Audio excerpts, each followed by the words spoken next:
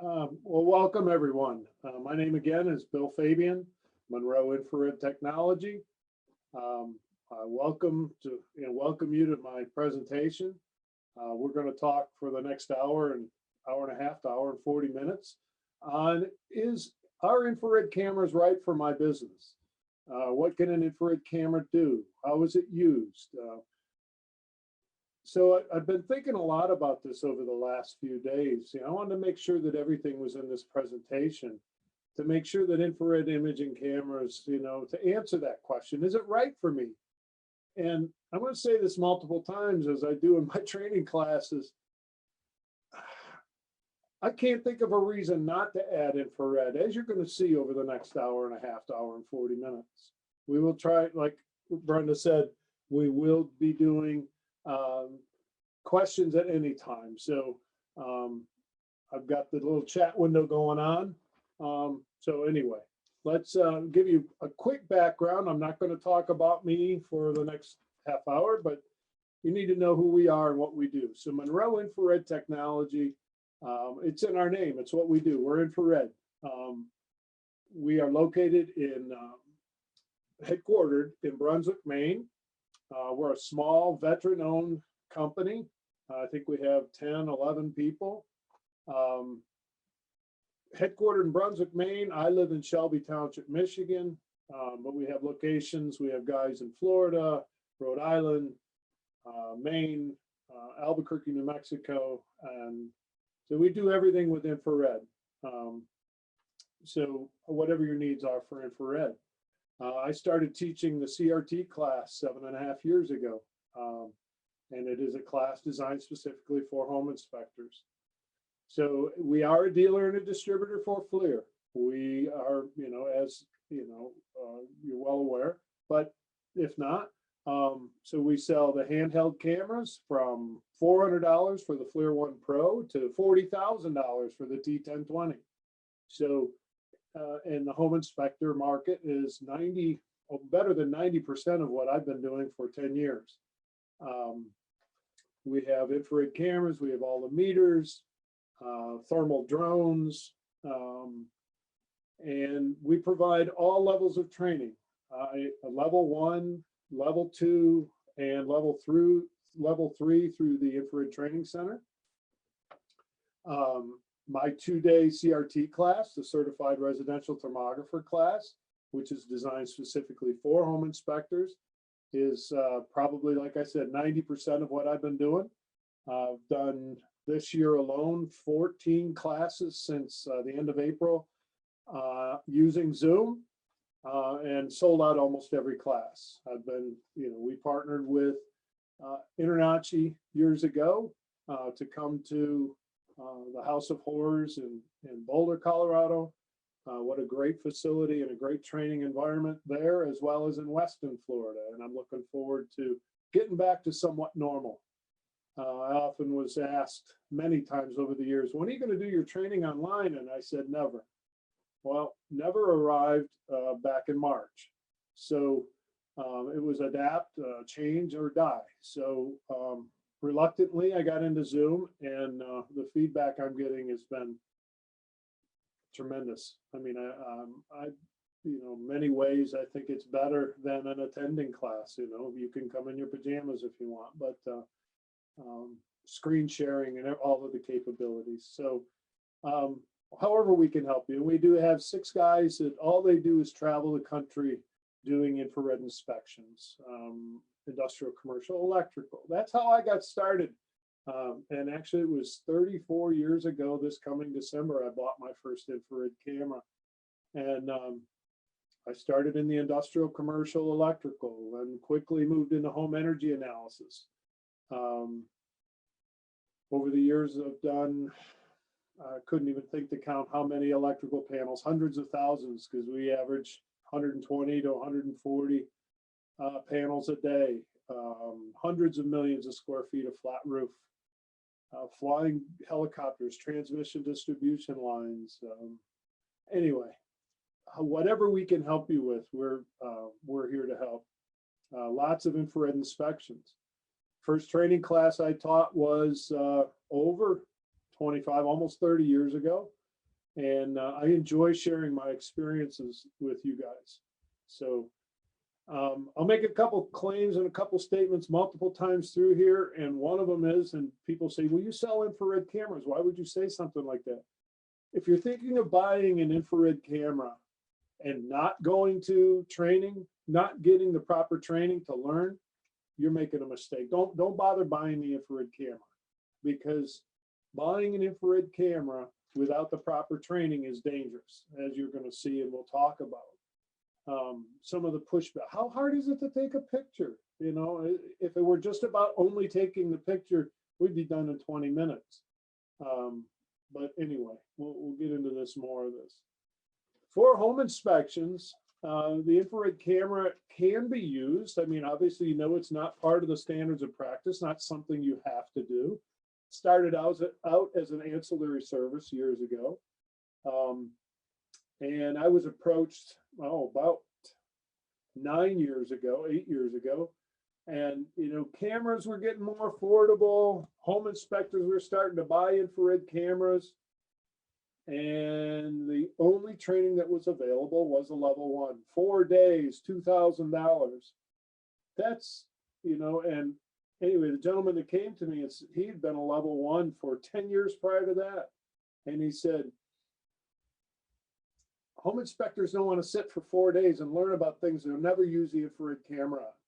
So I spent the next 7 months designing and developing the CRT class, the Certified Residential Thermographer class, specifically for home inspectors. So it's the level 1 basic science. We don't go in deep. We don't go into measuring emissivity and all of that. But if you have attended it, thank you for coming. If you haven't attended it, it's worth every penny and more than you're going to ever pay. The Zoom class is $495. InterNACHI does offer a discounted price on that. So please, anyway, we'll talk more about that. You know, the first home inspectors that I talked to 10 years ago about using infrared cameras, they said, oh yeah, I use the infrared camera and I look in the refrigerator and I look at the electrical panel. I said, you do? What do you report? Oh, if I find any breakers warmer than another breaker, I write it up. And I said, what do you tell them to do? We'll call an electrician. They need to evaluate that further. You need to know what things are supposed to look like and what they're not supposed to look like. You don't have to use an infrared camera. So some of the slides that we talk about, and why homeowners, your new customers, or the up and coming, or your millennials, why they love infrared is because it's show and tell. It's pictures, and people love pictures. And when you can, when you can show them thermal images of what's going on in the house, it adds value to your inspection. I know as we started out saying that the title is infrared imaging right for your business. I don't know how it's not. And I could, through experience from past home inspectors and past clients that have gone through my class, they come out and they go, they took the infrared camera and they took the training they got from me and they started doing the inspection, and the things they started to find, they come back to me months later and say, I don't know how I ever did a home inspection without an infrared camera. I'm not giving the client at this point an option as to whether it's not going to be an ancillary add-on service. I'm doing the infrared on every inspection. You're seeing so much. You're standing on the ground and you're looking in the upper left that image you see of the electric feed to a house. Now, don't pay attention to the pictures, or the temperatures rather. Just look at the shade differences on the pictures. And you can notice that one connection is hotter. How do I know that's a connection problem and not a load issue?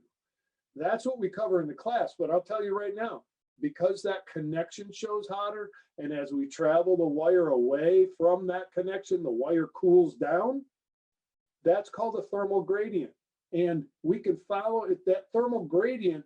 We often analyze that thermal gradient to tell us what kind of issue we have, or thermal anomaly. And it's pointing, those two are pointing to the hotspot. The connection is right there is the problem, and it needs to be documented. It needs to be written up. So there are so many things, as you're going to see through the course of the next hour and a half, that an infrared camera can be used on. I don't know how you don't use an infrared camera, but that it is your decision. It's a great way to make a whole lot more money.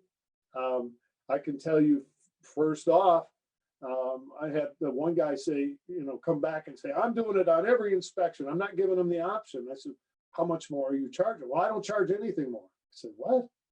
Well, I am, I did increase my prices. And over the last year, I went up $50. I said, that's not very much. He said, no, but we're busy. We're doing 10 inspections a week at $50 each. That's $500 a week more in revenue times 50 weeks. That's $25,000 a year more for a $2,500 camera or a $3,500 camera in training. So I'm telling you that the CRT class, along with a good infrared camera, is a great way to do a much more thorough inspection, to earn more revenue, and to differentiate yourself from those that aren't using infrared cameras. Some guys charge just as an ancillary service, they'll charge $95 or $75 or $150 to bring it out of the car to come into the house. And I had one guy tell me that he bought 8 infrared cameras from us, and I flew out and did the training for 2 days. And thank you, by the way, Dave. And his add-on fee was $95. He got his $20,000 back in 90 days, and ever since 4.5 years ago, it's been profits. So it's worth the investment. It's worth the investment to see what you can get back. But what the infrared camera can see, when we go into a house and we start doing this inspection, we're looking at the walls for thermal anomalies and the floors and the ceilings. And these are some of the examples of the stuff that home inspectors are finding. Electrical connections in the upper left. That's a bee's nest in the top behind the fascia board. Now, they've removed the fascia board, and that thermal image is not, it's not X-ray, okay? So we're not looking through the wood. We're looking directly at the beehive. Water temperatures. Now, you guys have been using temperature guns or thermometers, and infrared cameras are so much more accurate than a temperature gun. By the way, there is no such thing as a temperature gun. It's called a spot radiometer. But infrared cameras have a much finer temperature measurement. In the middle left, the grayscale image, you're looking at energy performance on a house, and what's insulated, what's not insulated. Oh, I forgot. I blew right by that guy. Anyway, he got his 20 grand back. Okay, and all he was offering was energy and water. In the lower left, that's an image of a roof leak where water has come down onto the drywall. There's so many applications for infrared: missing insulation, water infiltration, electrical. The bottom right is a real obscure one. The window next door, on the house next door, the sun was reflecting that heat from the sun and melted the vinyl siding on the north side of a home here in the Detroit area. So there's so many things that you can see with an infrared camera.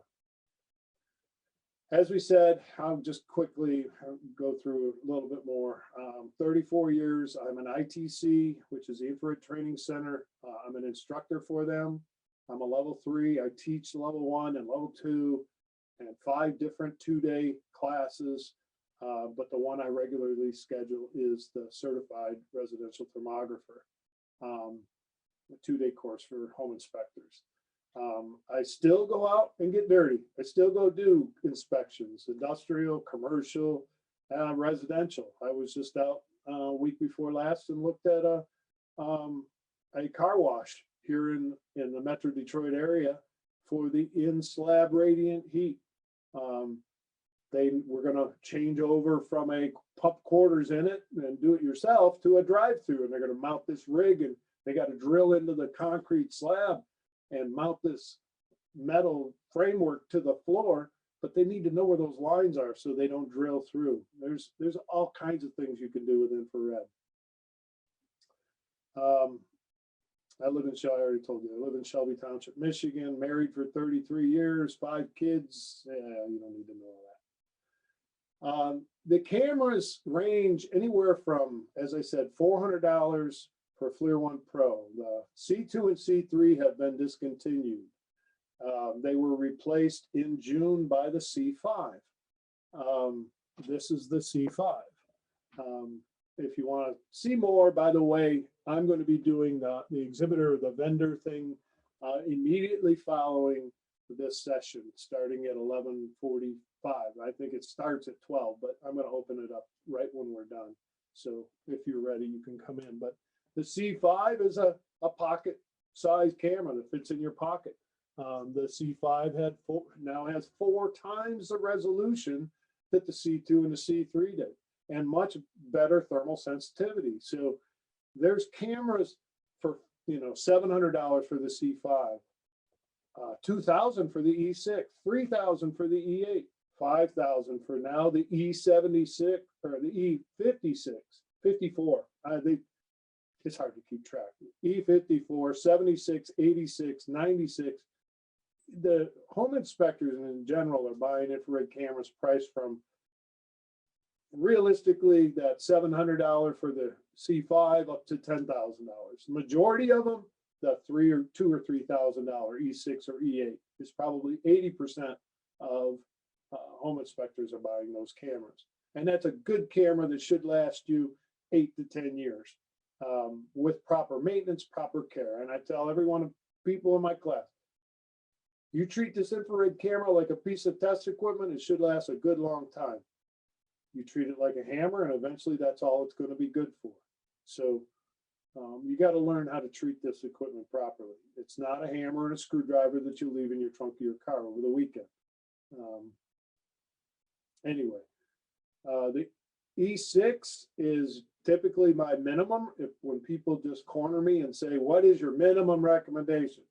I always tell them the E6 is, and it's not just my recommendation, it's historical data from home inspectors that come back and say, people that buy the C2 or have bought the C2 or the C3 or the E4 or the E5, they come back 3 months, 6 months later, a year later and say, I love infrared.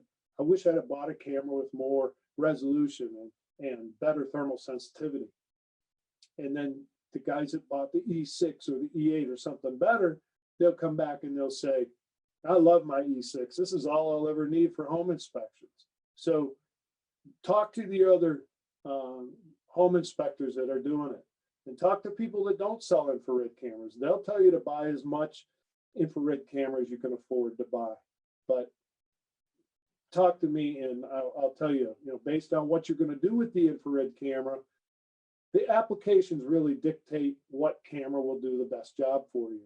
Do I need a $10,000 E95 or E96 now to do home inspections inside the house? No. Can I? Sure. Is it more than I need? Maybe. But that's a camera I can then take outside and do substations and do stucco third story and all of this other application. So you tell me what you're going to use the camera on, and I'll tell you what camera is the best choice for you. These are some actual statements that I've heard from home inspectors over the years. I'm not getting into that infrared thing. I've heard it'll increase my liability. The guy that buys an infrared camera, and the problem with our industry, and I'm talking about infrared, is there's no government agency that says if you buy an infrared camera, you must get any training. The guy that buys an infrared camera doesn't get any training, it probably will increase his liability because he's going to misinterpret what he's looking at. Buying an infrared camera without getting the proper training is dangerous.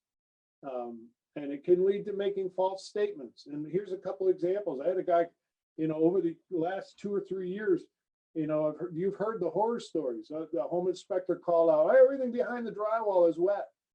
And they tear down the drywall and it's perfectly dry back there. Or another guy from one of my past classes called me and said, did infrared, did FLIR come out with cameras that say it's wet? And I said, no. And he said, well, I got a contractor who said that a home inspector using an infrared camera called out that all the subfloor under the vinyl flooring is wet. He's there on site right now. He's torn up the vinyl and the subfloor is dry. Who's in both of those instances, who's paying to put that wall back together, put that vinyl flooring back on? You've got to learn how to interpret. You've got to, everything we do with an infrared camera is condition based. So you've got to know when you pull up in front of the house to do an inspection, do I have the right conditions to say anything about energy performance? What do I need to do to properly inspect the electrical panel, or water temperatures, or water ingress? When's the last time it rained? This is why it's so important to understand the conditions needed to properly do the inspection. The fact is, as you see in fact number 2, that the insurance carriers out there love the fact that you guys are starting to use infrared cameras, because it's proven that home inspectors that use an infrared camera with the proper training are doing a more thorough inspection, and their incidence of claims against their liability insurance is lower than those home inspectors that don't use infrared at all. So what are you waiting for, I guess, is my point. But wait till you see. So as I've said multiple times, using a good infrared camera means you're doing a more thorough inspection. And doing it and buying the camera but not getting the training is a huge mistake. And it'll allow you to make more money doing it. You know, I had a guy from Wisconsin tell me, yeah, I'm not going to be able to charge any more for it. It's going to separate me from those home inspectors that don't do it. So give me a call. Anyway, I'll post up at the end of this. You'll have my phone number, my cell phone number, and email and all that. You can call me anytime. Got any chats going on? Do you know of any government contracts involving infrared? Yes. Actually, we have our East Coast office, our headquarters out in Maine.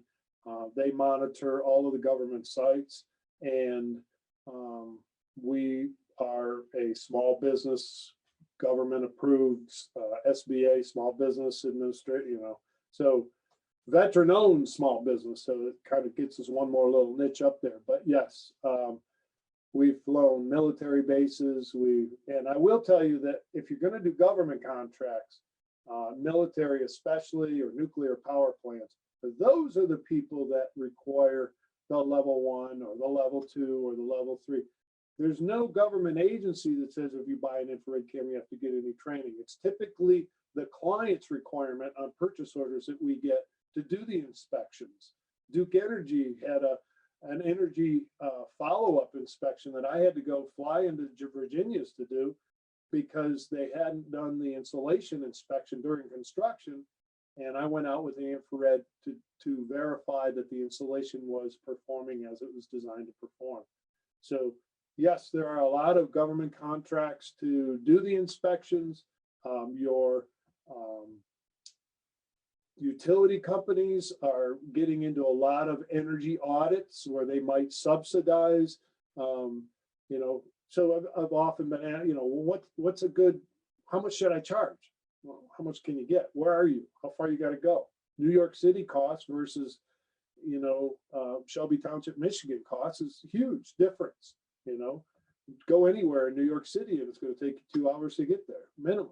You know, so yeah, you're going to pay more in New York City, but here in Shelby Township, I don't visit for less than $350. So there's a lot, you know, and that's for an hour. Anyway, I'll go on. Does your company include training with any camera purchases? Well, sure. Any of the cameras come with FLIR's training on how to handle the equipment, how to modify the equipment. Anybody that buys an infrared camera also qualifies for a big discount on the 2-day class. So Um, but anyway, let's move on. The number one application for home inspectors is finding hidden moisture. Without a doubt, being able to see plumbing leaks, whether you're in Portland, Maine, Portland, Oregon, Miami, San Diego, Las Vegas, it doesn't matter.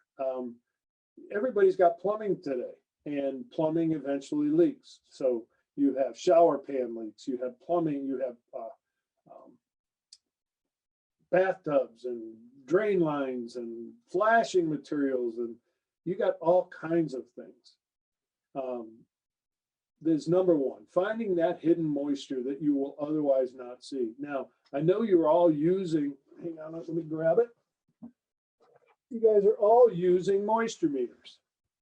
But the fact is, you're not sliding that moisture meter on every square inch of the walls, ceilings, floors, and everywhere. You know, you're putting it on stains to verify that, yes, that stain is wet, or that stain's not wet at the time of the inspection. But that's why infrared and moisture meters go together, because the infrared camera can identify that thermal anomaly. And that's, as we teach in class, that's all an infrared camera can do. An infrared camera finds a thermal difference. And that's the only thing a camera sees, is a thermal difference in surfaces. That thermal difference, and by the way, infrared cameras are not X-ray machines, popular or contrary to popular opinion.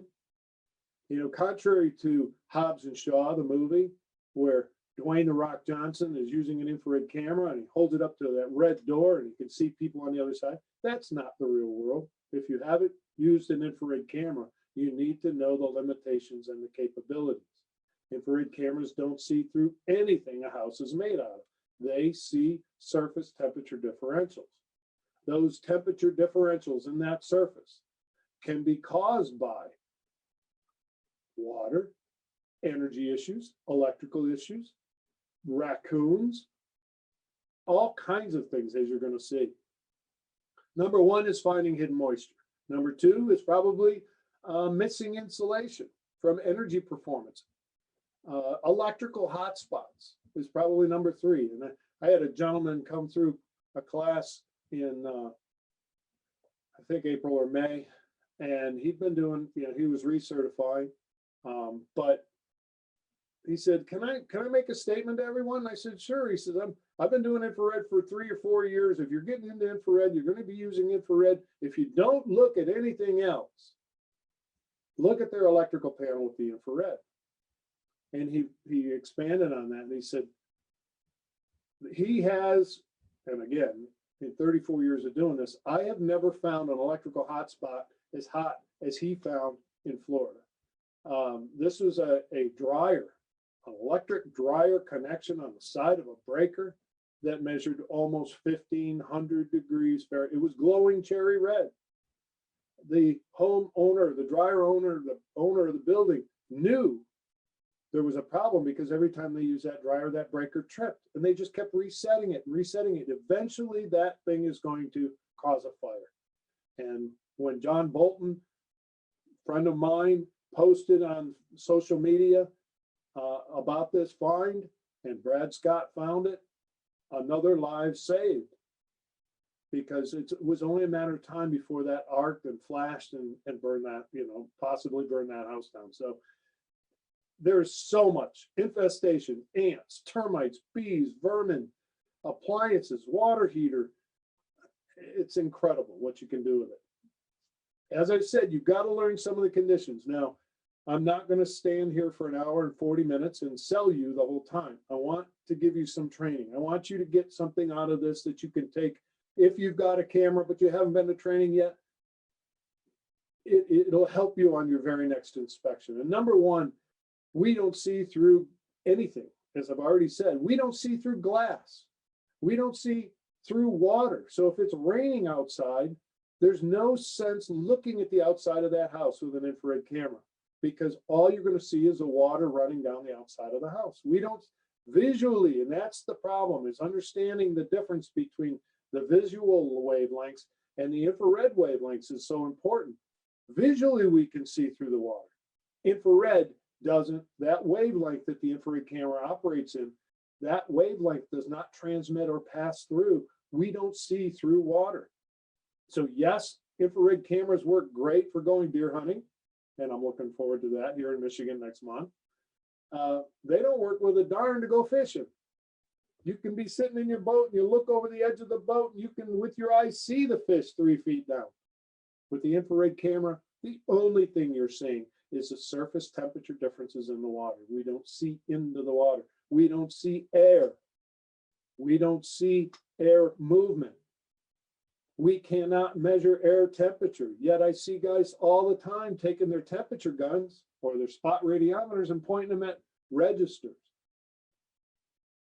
You got to be aware of the spot size. That laser has nothing to do with temperature measurement. That little red dot, that is a pointer, and it's telling you the approximate center of the area that you're averaging. I have one right here that's and it's terrible, and that's why I bring it, because it's a cheaper one. It's, you know, it's a, I don't know, it's right here. It's a 6:1 spot size, and it shows right on the side of it, okay? That the further you get away from that side of this thing, the bigger that area becomes. At 6 inches, this thing measures a 1-inch circle. At 12 inches, it's 2 inches. At 18 inches, it's 3 inches. At 24 inches, 2 feet away, it's measuring or averaging a 4-inch diameter circle. That's about the size of a register at 12 feet up in the ceiling, 4 inches by 10 or 8 inches. So you got to be within 2 feet with this thing to get a relatively accurate temperature reading of the grill, not of the air. There are other devices, mini thermal anemometers that will measure wind speed, volume flow, and temperature measurement of air. And anyway, so we'll move on. But infrared cameras don't see through anything. They only show, number 2, they only show surface temperature differentials. The better the camera, the smaller the temperature differential. Well, I've heard comments made, any infrared camera will work for home inspectors. Any camera is better than no camera, but can I use a C2 to measure a number 14 wire off a 15 amp breaker? No, you can't. No, you can't. It doesn't measure that small of a temperature. Can I thermally tune the image with a C2 or C3 or an E4 or an E5 to show that it is just the connection and not an overload condition? No, you can't. So if you're asking my opinion, not every camera could do everything during a home inspection that a good camera can do. So again, this goes back to what I said earlier. Investigating a house from the inside is very different than looking at that same house from the outside. Now, that thermal image that I just showed you looking at that home from the outside, I'm going to go back a couple slides. That grayscale image middle left, okay? The darker cavities is deemed, or was, you know, we figured was the insulated, or where the insulation was performing properly, and the lighter, whiter, warmer cavities is where there's no insulation or appears to be no insulation, and that heat energy from inside the house is coming outside faster through those cavities that have no insulation, and that's why they look warmer from the outside. So from the outside, black or the darker cavities is insulated, and the warmer cavities are uninsulated. If I were to go inside this house at this point in time and look at that wall from the inside, it would completely reverse. Now, the insulated areas would appear warmer, and the uninsulated areas would appear colder. So you've got to know which way the heat energy is moving through the building components in order, and what kind of temperature difference do I have to see this kind of imaging. So the different cameras, a C2 or an E4 doesn't have the thermal sensitivity that an E6 does. It needs a bigger delta T from inside to outside in order to do energy diagnostics. So I would disagree that any camera is a good camera, but there are applications during a home inspection. Any camera can see, radiant heating system in the ceiling. You turn the electric radiant heating on or the in-floor radiant heat. I will agree, there are certain applications any infrared camera will see, and there are also applications you can't use a low cost, extremely low cost infrared camera.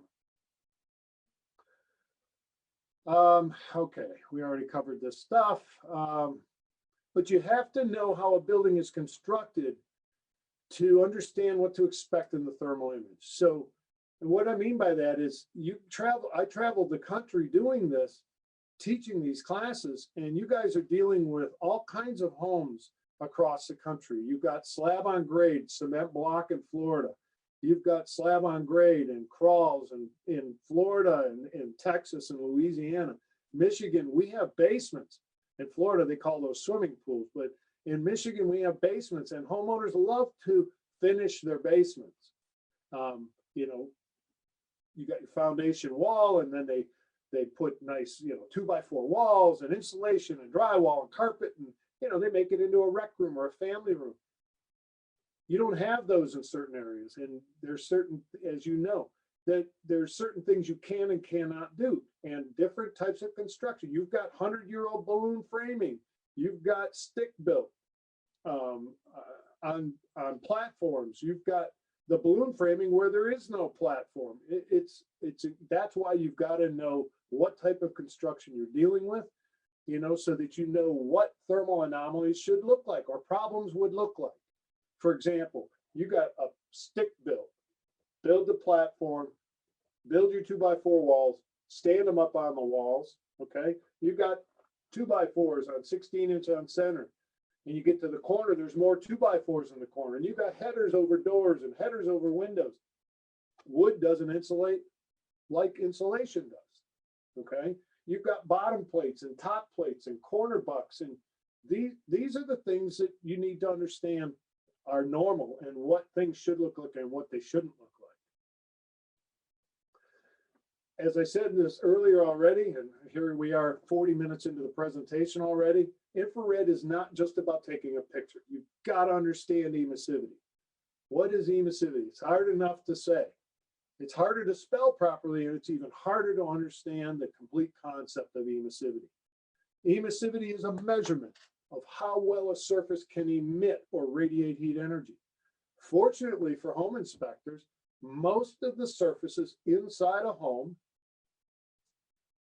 have a high emissivity, and the picture you get and the temperature measurements you're getting without changing anything in your camera are relatively accurate temperatures and a good thermal image, as long as you stay away from shiny metals. And you're looking at painted walls, you're looking at carpeting. Most paints have a high emissivity. What is emissivity? Emissivity, I've never heard that before. You've all heard of low E glass. That's what the E stands for in low E glass, a low emissive coating on surface 2 and surface 3 in insulated windows. We can look at insulated windows for argon depletion, for air infiltration. When the argon gas has left the space between the two panes of glass, and it puts that space under a vacuum, and it's trying to pull the two pieces of glass together. But you've got that metal mullion all the way around the perimeter of the glass, keeping the glass evenly spaced so it pulls on the middle. And now you're transferring more energy through the middle of the pane of glass. And it looks, I call it the bullseye effect. On a square window, it looks like a bullseye right in the middle of the glass. But you got to know what conditions are. What is the emissive coating? Is it on the inside? Is it on the outside? Is it between the panes of glass? Emissivity is the single most important concept to get your head wrapped around. Learning how to speak intelligently about what the camera is showing you is absolutely critical and important. I learned the hard way, and I tell my classes all the time, learn from my mistakes. 34 years, probably 32 years ago, I told a builder in a brand new home, there's no insulation in that cavity. It was here in Michigan, wintertime, and I'm telling you, with the infrared camera, that cavity, the paint temperatures on it was uninsulated. He said, really? He grabs his hammer and tore the drywall off the wall. I was eating crow because when he tore the drywall off the wall, there's insulation in that cavity. It had been insulated improperly. Instead of stapling the fiberglass to the face of the 2x4s, he stapled it to or their insulation contractor had stapled it to the inside edge of the 2x4s, thereby creating an airspace between the drywall and the insulation. And that one cavity's insulation wasn't touching the top plate. It was about a ½ inch short. So the cold was allowed to travel and the heat was allowed to travel freely between the insulation and the drywall, and it rendered that cavity's insulation totally ineffective. And from the inside, with the infrared camera, it looked like it was uninsulated, but it was insulated, just insulated improperly. Infrared cameras are about the performance. So all I really knew at that point was that if there's any insulation in that cavity, it's not performing as it's designed to perform.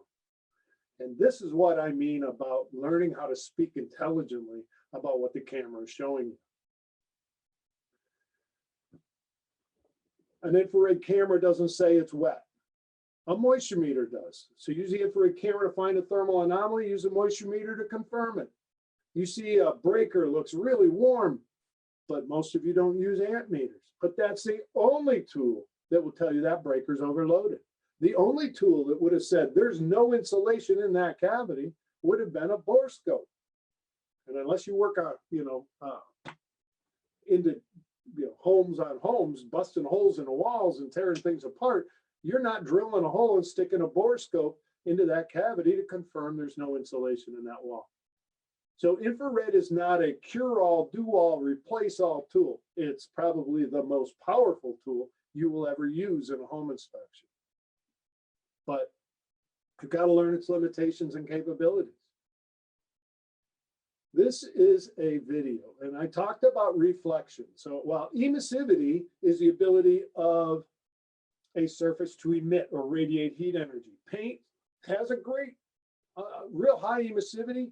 So if it has high emissivity, it's a good surface to look at, and then that's because it has low reflective properties. If it has low emissivity, like shiny metals, then it has high reflectivity. And those are the problem, and that's why I said 5 minutes ago, stay away from shiny metals. I had a home inspector post a picture on one of the social media sites, and he was asking for help.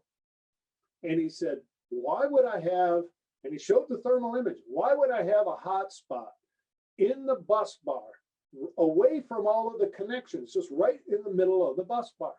And when I looked at the thermal image, you could tell that was his forehead reflecting off of the bus bar because he was standing right in front of it.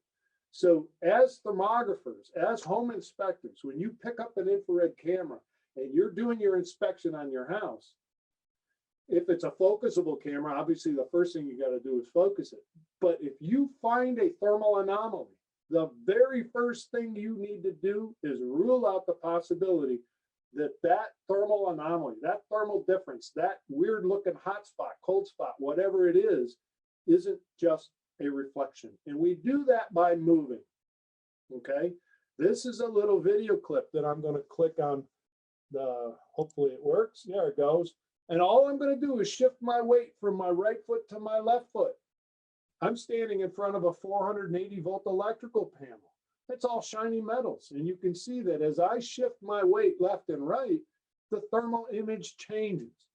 And because areas heat up and cool down as I move, because they're cooling down and not staying hot, I know that that thermal anomaly is just reflective problems or reflectivity of that shiny metal. If I had moved like that and one of those lugs, and these are the lugs right here, 1, 2, 3, 4, 5, 6, and there's more across the bottom, one here, one here. If, as I was moving left and right, one of those lugs stayed warm, no matter what angle I looked at it, now you've got a true hotspot. Now you've got a true thermal anomaly. And now I'm going to investigate it further.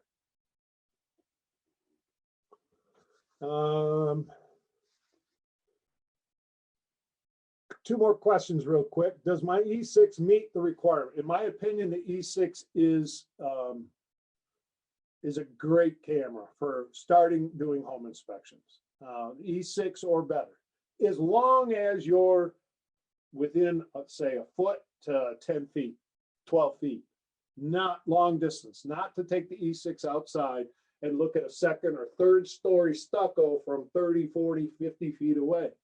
That camera is not designed. Those wide angle lenses are not designed for long distance imaging. And because it's not a focusable lens, it's a fixed focus, not autofocus, it's fixed.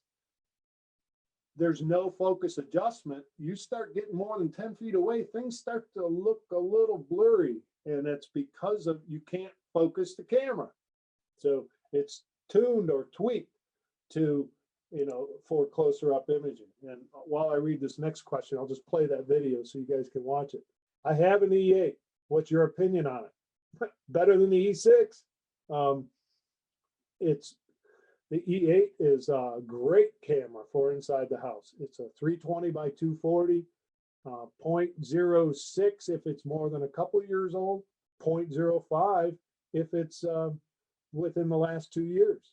They re-released the E8 to the E8 XT, and the XT stands for extended temperature range. That gives you the ability to measure surface temperatures. Used to only go to, I think, to 450 degrees. Now it goes to 1,022 degrees. You can measure surface temperatures. But quite honestly, if you find a connection issue or something over 450 degrees, run. What the minimum investment for a thermal camera, just to start and add to my inspection business, as I said, in my opinion, I would do the C5 at $700 or $699.99. And we do have training packages, as I said. And it's a camera, it's an entry-level camera. If you're looking for a camera that you're going to buy and be able to keep and use for 8 years, 10 years, then get the E6, get the E8. Make an investment, 2 to 3 grand or more, depending on, and that's what I can explain later in the training or in the exhibitor vendor hall area. I have a C5 limitations on that C5. Well, a distance is a big one. It's got a wide field of view. So again, it's from a foot to 10, 12 feet. So inside a house, it's fine. It's a 160 by 120, so there's 19,200 pixels. Its thermal sensitivity is 0.07, so it's got good thermal sensitivity, even better than the C2 and the C3. So on paper, it's got very good specs, meaning that 160 by 120 and the 0.07. But the E5 also has a 160 by 120, and we'll leave that for another discussion. But all 160 by 120s are not equal. The size, the pixel pitch, the size of the pixels, and all that. I don't have time to get into it. Last question before I'll move on. Is the FLIR TG267 okay to use? The TG. I don't know what they really mean the TG stands for, but I can tell you what I've called it. The TG stands for temperature gun. I have the TG 165, and it is actually 2 technologies. So it's a qualitative imager. It doesn't do temperature measurement. And then it's a temperature gun, both built into one device. So they overlay with graphics the temperature reading on the thermal image. The screen's smaller. Look at those pixel count. Look at that pixel count. Look at the thermal set. Depends what you're using. Is it a good one? It depends what you're using it for.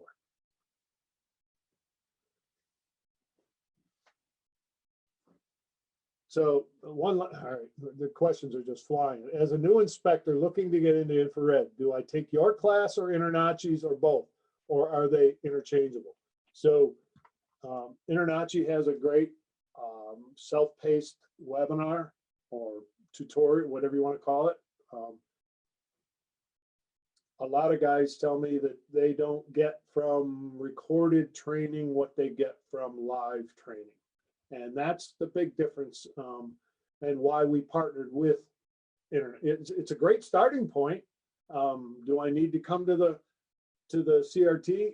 I would highly recommend it because we get your questions answered and we cover a whole lot more. And it is 2 days, 16 hours of live training. So you're going to get a lot more from my CRT class than a recorded session. But all right.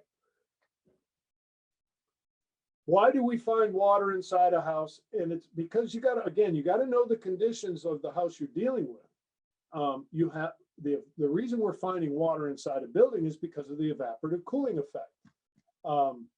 Evaporation, as water evaporates, it cools that surface off. Am I going to be able to find that wet component 365 days a year, 24 hours a day in every condition inside of a home? And the answer to that is not always. I'll give you a short, I know you're telling another story, really, but we learn by past experiences from other home inspectors. A guy called me and said, you told me I should be able to find water with my i7. I'm at a condo right now on the beach in southern Florida that faces the Atlantic Ocean. And I'm here because they called me last night during a showing. Someone left the sliding glass door open. And overnight there were torrential waters off the ocean, or torrential rain, and flooded this condo.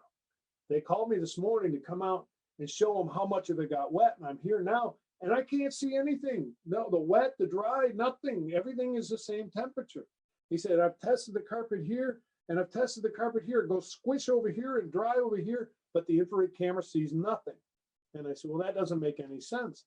What's the temperature and relative humidity inside there? Oh, this is southern Florida in the summertime. It's got to be 90 degrees in here with 90% plus relative humidity. And I said, that's why.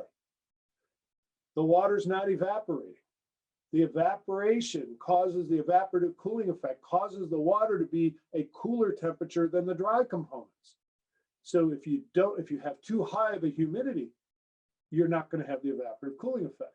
Now, sometimes you have, what if it's an occupied home, meaning people are living in it and conditioning the space, either heating it or air conditioning, they probably got the relative humidity is plenty low enough. But you guys are also inspecting vacant property. So it's important to know what are the conditions needed to do this inspection. Okay, let's move on to the next one. This picture right here speaks volumes for what you guys do as an inspector. I know I'm going to be selling my house here in Michigan in the next couple of years, and I'm going to want to get as much as I can for it, just like I would say a majority of home owners.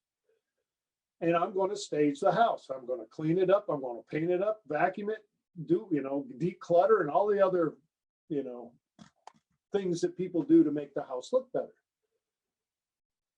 And when you look at this picture right now with your eyes, as a home inspector going into this bedroom, and you see there is an outlet in the corner. Yes, I'm going to get down with my outlet tester. I'm going to plug it into there.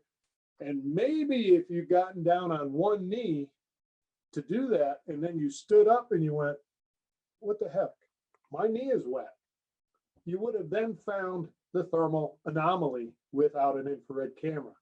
But realistically, without an infrared camera, you're not going to see this. And and I had a guy stand up in class years ago and he said, yes, but it's not our responsibility to find hidden moisture or hidden problems. It's what we do as a home inspector is a visual, non-invasive, non-destructive evaluation of the property under the conditions as found the day of that inspection. That's exactly what infrared is. The only word in that statement that you've got to change is it's not visual, it's an infrared evaluation, non-destructive, non-invasive evaluation of the conditions as found the day of the inspection. So, all right, yes, you're not responsible for finding hidden moisture. So you don't use an infrared camera. You don't find this hidden moisture. Your client buys this house. A month later decides they don't like the carpet, and they call somebody to come in and replace the carpet and pad, and he gets the carpet and pad up and says, ma'am, your subfloor is all wet. Who do you think they're going to call?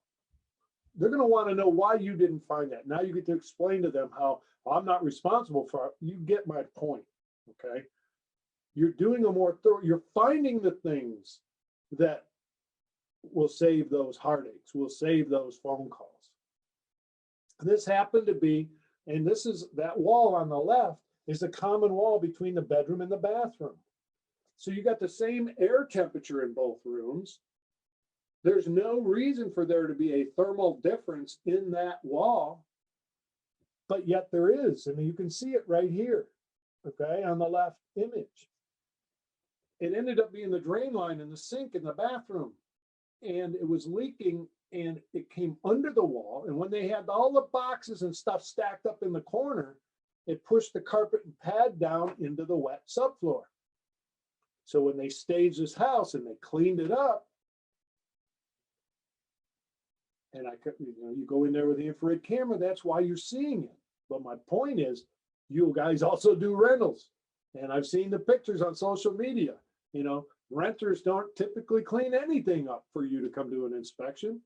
I've seen the pictures of the garage with 137 boxes and the power panel sticking out the top of the pile, in the back. And there's no way you're getting to that. If they hadn't cleaned this up, you would not have seen this thermal difference, because there's boxes piled up in the corner. You don't move furniture. You don't move dressers. You don't move beds. You don't move couches. You have verbiage in your contracts that says, I can't inspect the areas that are not visible. That's the same thing with an infrared camera. If I can't see it with the infrared camera, I can't inspect it. So same thing. This one right here, again, this home is less than 2 years old. And I tell these stories, we go through all of the conditions needed, but I'm teaching a bunch of guys how to do energy inspections. And this home is less than probably a $700,000, $800,000, 4,000 square foot ranch. That wall right there behind you, you see the picture in a picture, the thermal anomaly in the middle. That's because of water in the open cell foam within the wall. That water got into there from an ice dam on the roof. And the reason you would not have seen this without an infrared camera, you would not have put your moisture meter, you don't slide it on every square inch of the walls, ceilings, and floors.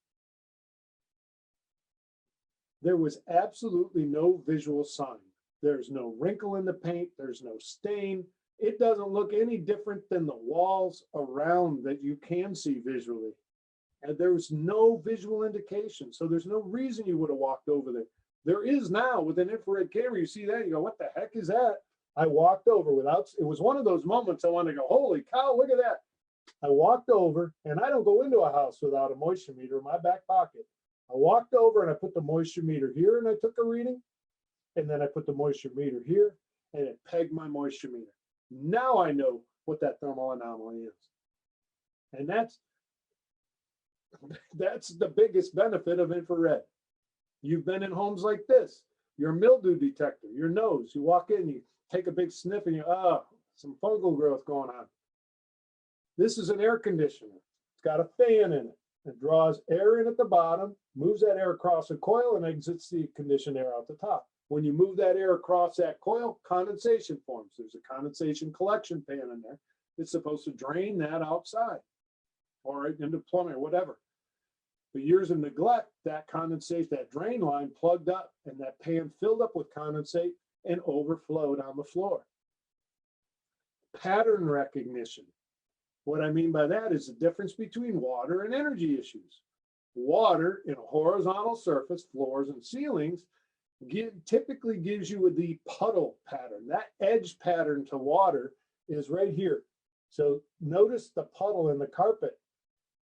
That edge pattern to that puddle has no thermal gradient. There's no gradual change in temperature over distance. It's just that sharp edge, okay? And that's my indication that that's probably water. I can't say it's water until I walk over there with my moisture meter and confirm it. But look at the side of the air conditioner. And there's a huge thermal gradient, even though it's in the grayscale, from the cold air coming out the top of the air conditioner to the air going in at the bottom. There's a huge temperature difference between here and down here, but there's no edge line. This is typical of energy issues, and the better the camera is, the more pixels, the better the thermal sensitivity, the easier it's going to be to recognize that pattern recognition, that edge pattern to the water versus the energy issues. Vertical walls under the window, you can see in the wall with, you can even see the drops of water in the vertical blinds. You can see the buckets.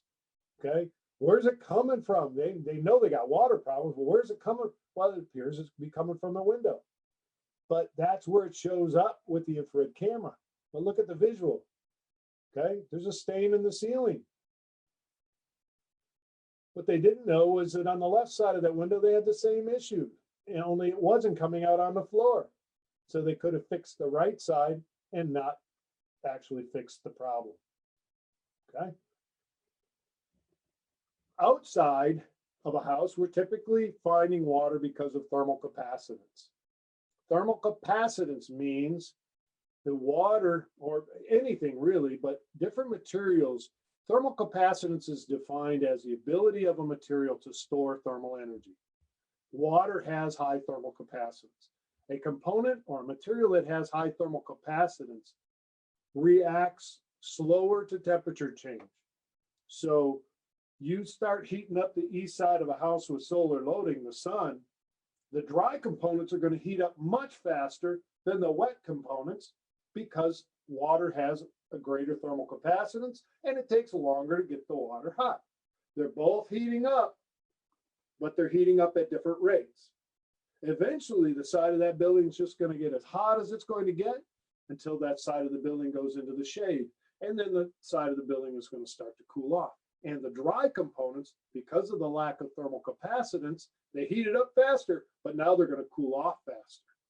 So there's multiple reasons we can find water from in stucco, in eaves, in flat roof moisture detection, rotting wood siding. I mean, I'm telling you, there's a ton of stuff we can see.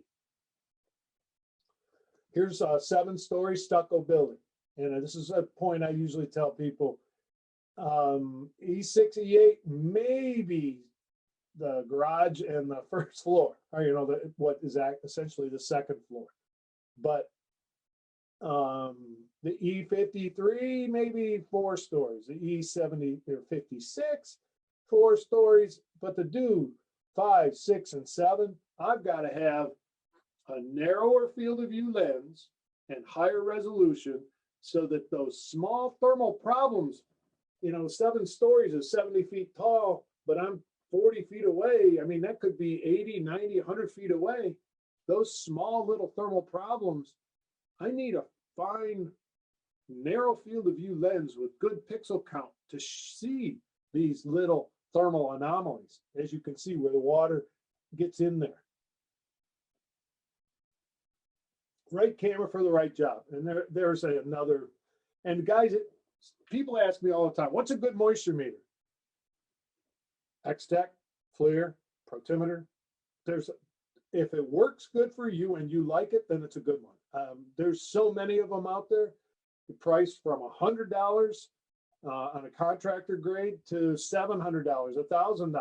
I mean, it's crazy that the choices that you guys have to pick. We talked about insulation in the walls. Energy audits are huge. I'm not going to teach you during class how to be a full-blown energy auditor, but as part of your home inspection, you walk around and you go, it doesn't look like these walls are insulated. I would recommend you get an energy audit done on this house. The biggest thing we got to have is temperature difference from inside to out. If I'm using a low cost C2, C3, E4, I better have an 18-degree temperature, 18 to 20-degree temperature difference from one side of the wall to the other side of the wall. If I'm using that E6 or the E8 or better, higher, more expensive cameras, then 8 or 9 degrees is all I have to have. But as I've already explained, don't say there's no insulation in that wall. If you find a void or what appears to be an uninsulated area, that's all you can say. If there's any insulation in there, it's not performing as it's designed to perform. I recommend you get an energy audit. Different anomalies will appear as different image patterns. It does take time, and you will make mistakes. Hopefully a whole lot less after you go through class. And I've made plenty of them, so come and learn from my mistakes. This is a big home in Lansing, Michigan. 100-year-old balloon framing. What's insulated? I've had, even in class, guys say, well, this is uninsulated and this is insulated. Wrong answer. We're on the outside. It's warmer in the house. It's colder outside. The heat inside the house is going to come through those walls, and it's going to come through those walls faster where there's no insulation, and those are the warm cavities. The cold cavities, where the insulation appears to be colder than the 2x4, I'm on the cool side. Properly performing insulation looks cooler than the framing. This is what a properly insulated cavity looks like. Break, voids, I'm not sure what the heck's going on here, but you'll also notice between the first floor and second floor, there's no rim joist, there's no band joist. There's your 16-foot 2x4 balloon framing. There's more of it. Look at the soffit vents, they're on fire. They look like they're on fire, okay? Look at the visual pictures, a dormer in the attic. You go up the staircase inside the house and it goes all the way up to the 3rd floor. You get to the top of the stairs, open up a door, and you're looking into this really cool 100-year-old attic. Not a flake of insulation on the floor or the ceiling of the house. So balloon framing is open cavity. That means all the warm air that they're adding to this house is rising up and going up into the attic. And the young couple that hired me said, how can we make this home more energy efficient? I said, the first thing I do is tear up all these boards. And I can get those words out of my mouth. And he and she said, no, we're not going to touch these boards. We're going to use this for storage. And I said, well, get somebody to dense pack that area then. There's nothing there. Aren't you going to see it between the boards? I said, yeah, we're going to replace the doors and windows and be done with it. Oh, no. I said, so we got to have a little basic understanding of building science. If you've heard of the stack effect, the warm air in the house is rising up and going out into the attic. It's been pulling the fresh air into that house through the windows and doors. These old single pane, double hung windows and doors. Now you're going to replace all the windows and doors with new airtight windows and doors without stopping the stack effect. Where's it going to get the air?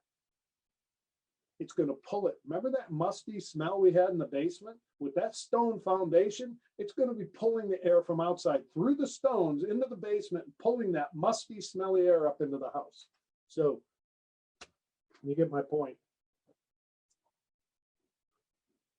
No, that's not a scope on a rifle. I know you guys are laughing already, but Robert Dees out of Florida sent me this one, and he was asking, this attic behind that mount is an attic and there's no access. Do you think there's any insulation in that sidewall? That knee wall, whatever you want to call it. And I said, no. He said, well, you told us never to say there's no insulation. And I said, well, don't tell the client there's none until you do the destructive testing. But it's not that some look insulated and some don't. They all look hot. And you're in a cool air-conditioned home and it's hot in the attic. It's hot outside.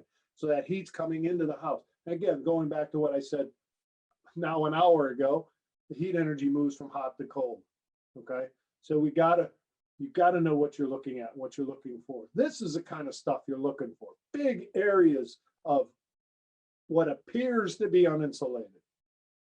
And I can't tell you how many times I've seen this over the years. They replace a light fixture with a ceiling fan, the electrician goes up or the homeowner goes up to reinforce the box.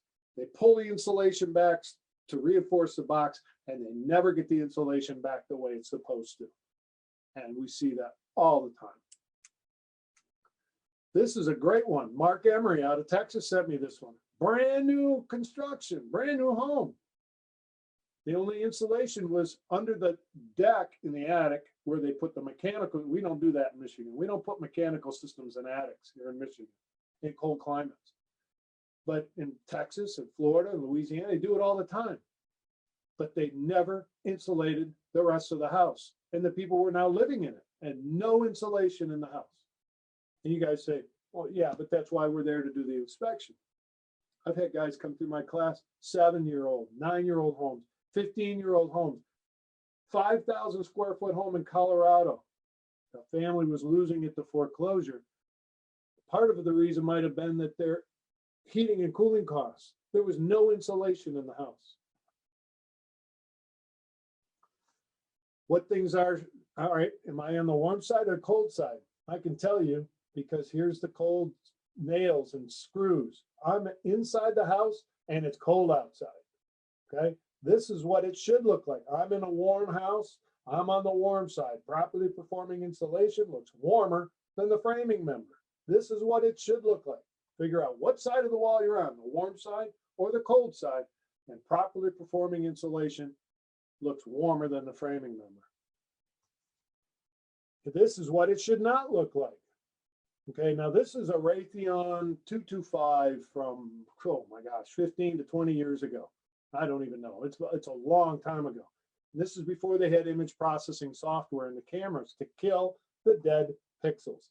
So these little white specks are dead pixels that today your cameras have this image processing software in it that kills those dead pixels, uses surrounding information, works its magic so that you don't see them. And my point in showing this and talking about it is, if this starts to happen to a camera that you own, there's something going on with the detector, okay?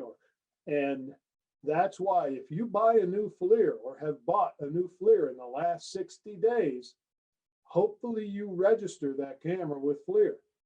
Register the camera and it extends the warranty from 12 months to 24 months, parts and labor, and a 10-year detector warranty. So air infiltration. I got to pick up the pace. It's already 11:20. So we only got about 20 minutes left. Let's grab a couple questions. Do you calibrate cameras? And what is the turnaround time for calibration? Great question. No, and you cannot calibrate your camera yourself. The only one that can calibrate cameras is the manufacturer. If you call the manufacturers, if you call FLIR, you call Tesla, you call Fluke, you call any of them, they will recalibrate your cameras. You got to send it back. So a common question is, how often should they be calibrated? Those manufacturers will tell you every year, every other year. If you are an expert witness, if you are doing a lot of witness and investigations, and you spend a lot of time in a courtroom because of litigation, and then absolutely keep your camera calibrated every year. Get it and get that valid calibration certificate. I had a guy in class say, I do infrared inspections, water and mold all the time. I'm only doing qualitative imaging, which means I don't give them any temperature readings. And by the way, calibration only means that the temperature reading you're getting right here. So that crosshair in the middle, whatever I put that crosshair, that's the temperature of that surface, or approximate temperature of that surface. Calibration only ensures that this is within the plus or minus 2%, okay, that it's relatively accurate. It doesn't fix images, okay? That's, calibration doesn't change what the image looks like. It just ensures that your temperature measurements are relatively accurate. most of the applications for home inspectors are qualitative. And what that means is you don't need a crosshair to find water, to find energy, to find the electrical hotspot, to find anything with an infrared camera. That's qualitative. Knowing how hot it is quantitative. Or knowing how cold it is in the freezer, okay? Actually assigning temperature measurement, then we want to quantify. But most of the stuff you're doing, calibration doesn't mean anything. Should you have a camera before taking your class? If you know you don't have to, and a lot of guys come to class to learn so that they make an educated decision on what camera will best suit their needs. All right. Here's that contractor going back to fix that house. That house I showed you in the opening slide, the thermal image, was a weatherization home in Columbus, Ohio. The weatherization agency hired a contractor to come in and drill and blow cellulose. That infrared image that you see on the right was after he was there. This is him coming back on the left. The visual picture on the left is him having to come back and drill holes into all of the voids where they didn't insulate it the first time out. Now they're losing money. So this is another application, working with weatherization agencies, working with builders, the new 2017 National Building Code. All homes are supposed to have blower door tests done. We can do infrared and blower door to find out where a house is losing or air infiltration and exfiltration. And there's some air infiltration on the right. That's attic access and the cold air coming in. Here's leaking ductwork. The hot air from a garage coming in around a door. Uninsulated foundation, uninsulated band joists, hot spots. This one right here ended up being, they had the heat register in the outside wall. They had the vents closed. So it's like blowing in the end of the bottle. The air was just leaking out, wasn't coming into the room, it was just leaking out into the wall cavity and caused that hot spot. Who puts a heat register on an outside wall? But anyway, uninsulated band joists, as you can see. It's incredible. But the only tool that says there's no insulation in there is a bore scope to confirm that it's empty. An infrared camera doesn't say there's no insulation. It shows you a thermal anomaly. Appliances, I got to pick up the pace. It's 11:20. Water heater, shiny copper pipe. Most accurate way to get a temperature reading off a shiny copper, put a piece of electrical tape on it. I sell this on my website. I'm teasing, I don't sell electrical tape. Run to Home Depot, run to Lowe's, buy a roll of Scotch brand 33 plus electrical tape. And the reason I'm being so specific is for 25 plus years, we've been teaching people in level 1 and level 2. This is the material used when doing emissivity measurements or temperature measurements. This is a known emissivity of 0.95. Your camera, right out of the box from any of the manufacturers, had an emissivity value set at 0.95. That means if I measure the temperature of this tape without changing anything in my camera, I'm going to be within tenths of a degree of that plus or minus 2%. You know what? I need to go back a couple slides because of the safety issue. I'm not a ladder expert, but I promised everybody, it happened to me about 17 years ago. I've heard of the 3-point ladder rule when climbing or working on a ladder. Keep 3 of your 4 appendages. You have 2 hands and 2 feet. Keep 3 of those 4 in contact with the ladder at all times, not 3 on everything else and 1 on the ladder. So that's an unsafe practice. The second one is, I told you before that when you find a thermal anomaly with an infrared camera, the first thing you need to do is rule out the possibility that that is not a reflection. If it's a reflection, then you're just going to move on. And we rule out the possibility it's a reflection by looking at it from another angle. moving. And I'm telling you, there's an inherent danger when using an infrared camera. And I appreciate you all coming, but you need to hear this and please live by it. This will keep you safe.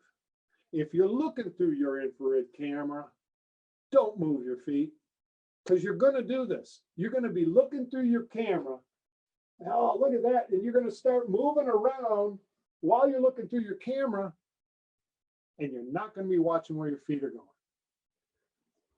Our industry has had guys back up into high voltage electrical panels and get killed. Paul Grover, the founder of the Infraspection Institute, told the story how he walked off of a roof at night doing a roof moisture analysis with a Hughes probe eye. I came 2 inches from stepping off a flat roof. The only thing that kept me from walking over was my heel on the edge of it. My toes went over. And it was 20 feet to the next elevation. I wasn't feeling for roof's edge. I didn't know I was that close to roof's edge. So please, one simple rule of thumb. If you're looking through your camera, don't move your feet. If you're going to need to move your feet, don't be looking through the camera. Watch where your feet are going, plant your feet, and then bring the camera back up. Okay, I did my 2-minute safety speech, so I'll move on. Water heater, water temperatures, gas-fired appliances, refrigerators. You know, I had a guy tell me, I tried using my temperature gun to measure the refrigerator. I was getting 54 degrees. And he said, I know it was colder than that in there. So when I took the thermal image, as you see on the left of this refrigerator, I got so close with my infrared camera that the entire thermal image is nothing but the inside of that refrigerator. Your cameras will automatically set this scale on the right to what it sees as the minimum temperature and the maximum temperature, approximate numbers, within the field of view. So there is something in that refrigerator up around 54 or 55 degrees, and there is something in that refrigerator around under freezing, 28, 29 degrees. But one quick squeeze of the trigger, and FLIR cameras automatically took both of these pictures, saves them simultaneously together on the camera. But with one quick squeeze of the trigger, I've verified that that refrigerator was working fine. And if you look on page 33 of the report, ma'am, you'll see the refrigerator was plenty cold enough when I was there. You've heard the stories. Radiant heating system. That's what it's supposed to look like on the left. In the north, snow melt system, like the car wash I was talking to you earlier about. This, you know, when people have more money than they know what to do with, they put radiant heating systems in their driveways and sidewalks, and they don't have to shovel the snow. It just keeps the concrete or the asphalt above 32 degrees, and the snow just melts and runs off. We have an outdoor mall here in Michigan. The entire, you walk outside from store to store. It's all pavers and they're all radiant heated so that they never have to shovel any snow. Electrical. No abnormal heating. This is an occupied home with things running. That's what you should be seeing, okay? There's stuff in the house running, people living there, stuff, you know, there's no thermal anomaly. And I always tell guys, don't put your thermal blinders on. Don't just look at it. I know you're taking the covers off for a visual inspection. Look for visual thermal anomalies. Wait a minute. Thermal anomalies are found with an infrared camera. Sometimes they're not. And what I mean by that is sometimes, and Bo Pass and another home inspector out of Florida sent me a picture of insulation melted off, cooked off at the lug next to a breaker, 2-3 inches away from the wire. And the wires all melted and the insulation's all cooked and baked off. I said, that's a great picture, Bo. Where's the thermal? He said, there was no load at the time of the inspection and I couldn't turn anything on. So the infrared camera saw nothing. And that's a thermal anomaly. That insulation cooked off because that connection had load on it and it got so hot that it melted it. But at the time of the inspection, no thermal anomaly was found that indicated a thermal problem. This is the kind of verbiage you need to put in your contracts. and I'll share these documents with you. They are, I have a home inspector to realtor PowerPoint presentation, limits of liability, and actually an infrared contract for a home inspector to give to the client. So these are, come to class, and this is the kind of stuff that we're there to help you be successful using infrared. The breaker looks fine. The wire looks fine, but look at the space between the two breakers. Okay, that hot spot in the middle. Okay, there's the feed you saw in the opening slide. Now we're going to quantify it. At what point is it a critical hot spot? Okay, I got 347 degrees on the hot connection. And this is thanks to BJ Johnson out of Jacksonville, Florida. 347 degrees on the hot one and 135 degrees on the cooler one. So there's a 212 degree temperature difference between the two connections. That was critical 150 degrees ago. Okay, it's critical. Call the utility, get them out there. How do I know this is a problem? Whether this is a C2, see the size of the reticle, the circle in the middle for temperature readings? It's bigger than the wire coming off of that fuse on the left or right side. The object you're measuring has to be bigger than that circle, because unlike a temperature gun that only gives you the little red dot, your infrared cameras give you the entire area. So you've got to make sure the spot you're measuring is bigger than that circle so that you're getting a relatively accurate temperature reading. But because one phase is warmer and one end of the fuse is warmer, that's an issue I'm going to write up every time, regardless of how hot it is. Critters, bee's nest. Look at with the fascia board in place in the upper left. He said the little black dot, and thanks to Dale Richter, name of his company is the Buzz Fuzz, or it used to be Bees Be Gone. Now it's the Buzz Fuzz. Great guy. He's got an E8, and these are images with his E8. From the outside, you can see the hole where the bees were coming and going. There's the thermal anomaly with the fascia board in place. Then they removed the fascia board. There's the visual of the hive inside the wall and the thermal of the hive. Look, the background temperature, 64, say around 65 degrees, and we got a high temperature reading of 103, almost a 40 degree delta T, or difference in temperature from the background. If I'm looking at that with a C2, I'm going to see that with the fascia board removed. So you got to learn what the capabilities of your camera are, what camera you have, and what can it do. Bow passing again. This is behind that 3/8 inch thick brick veneer. And he said the hole they had drilled for the cable was 3 times the size of the cable going in with no caulk.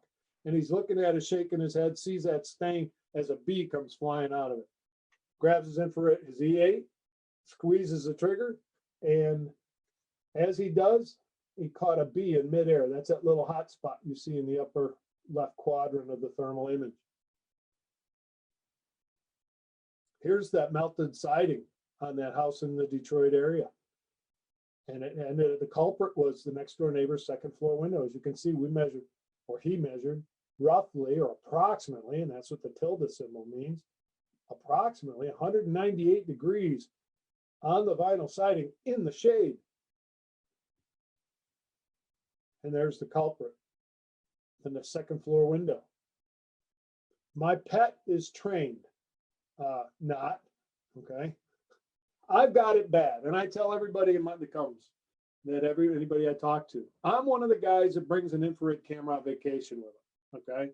I've got pictures of Mount Rushmore and the Arches of St. Louis and the Blue Angels, and Nathan Thornberry had his conference a few years ago, and I bring, anyway, at the Peabody, and oh yeah, there it is right here.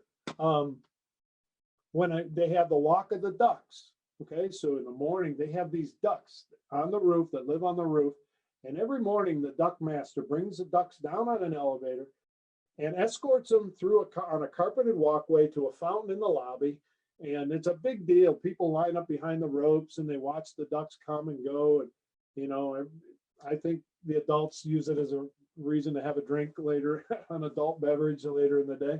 But and I heard this was happening. I went and grabbed my infrared camera. And here is, hopefully it's working.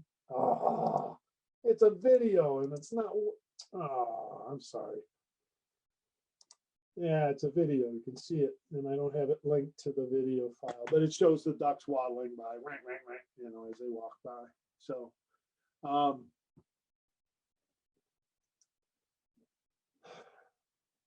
and I talk like this for 2 days in class. We learn a lot. If you are interested, I'm going to, it's now 11:32, so we've got about 8 minutes left. As you can see, there's a lot of value in what an infrared camera can do as part of your home inspections. It shows you things you cannot see with your eyes. And, you know, here's some additional information. So if you've got any additional questions, go ahead and type them in and I'll keep talking. But some of the questions I've asked guys that use infrared cameras on every home inspection that they do. I asked them, I said, so what percentage of the time would you say you're finding thermal problems, thermal anomalies that end up in the report? And he thought for a minute and he goes, probably about 20% of the time. So 1 out of 5, 2 out of 10 will find something to report. I said, you promote infrared in your literature and in your, you know, and he said, yes, I do. I said, when you don't find a thermal anomaly, do you put any sample images in the report? He said, absolutely. Every one of them gets a thermal image of the electrical panel, the refrigerators, the, you know, those appliances, the electric range, turn all 4 of them on. Instead of having to wait 2 minutes to see them glowing, one quick squeeze of the trigger and I document all 4 coils got warm in a matter of seconds. How long, here's another question. How long does it take or how much time will it add to a home inspection? Once you know what to look for, what you're looking at, most guys tell me it won't add 20 minutes. Some say in many applications it shortens the time, but it won't add 15 to 20 minutes to most home inspections. All right, I'm reading the chats. Let's see, from Brenda to everyone, please don't forget to take the class evaluation survey that you will receive after the class. There's a raffle at 3 o'clock. I included the link in this chat box at the beginning of the class. And another question is, will it pick up termites? I wouldn't, yes, and maybe. I wouldn't use a C2 to do that, but I have great data and great pictures of finding the subterranean termites on the backside of paneling, or they've eaten the paint in a door jamb. They've eaten the wood behind the paint in a door jamb right to the paint, and you can see that with the infrared camera. I want to thank Richard Lopez. Great intro. Learned so much. I need the link for the raffle. I think she said it's in the beginning. I took my E8 to Yosemite, the coolest thing ever. I found termites with my E8. I would love to have those pictures and your name, Deborah. I'll put it in my PowerPoint for my CRT class. Can you post the link again? I was a little late. What's the schedule for training? Almost every week. Go to that website right there, monroeinfrared.com/training if you want, or just go to the main page, click on the training link and look for that CRT logo. And the Zoom schedules is almost every week. I'm not doing one next week, but the following week and throughout, you know, until things get back to somewhat normal with COVID. I'm going to keep on trucking with the CRT class using Zoom. You know, as I started out by saying, you know, when are you going to do this online? I said, never arrived in April. When things do get back to normal, Zoom's not going away. Guys, I love this teaching, being able to walk downstairs into my basement, into my studio, if you will, and spend the 8 hours with you and get done and go upstairs and have dinner. I had people from 7 time zones you don't have to wait for me to travel to your area. And in many ways, the feedback that you'll read on our website in that CRT group section, in many ways, they thought the Zoom class was better than an attending class. It is the same class. The only thing you don't get is I normally bring cameras to each of the classes that you can pick up and use, okay? But other than that, it's the same, and it's CEs, 16 CEs, 16 for the other association I won't mention here. 16 to PRIA. Yes, sir. 16 state of New York. Almost every licensed state in the country approved our CRT class for continuing education units for the Zoom class. I mean, obviously with the attending class, but now I've approved it for the Zoom class. So let's see if there's any other questions real quick. Oh, shoot. Shoot. I rolled one screen too far. It stopped my share. And, okay, here they are. Excellent presentation. What's the schedule? I read that one. I would like to take your classes. This is a CRT level 1. So no, level 1 is 4 days, okay?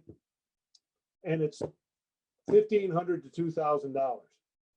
The CRT class is 2 days. It's a great starting point, okay?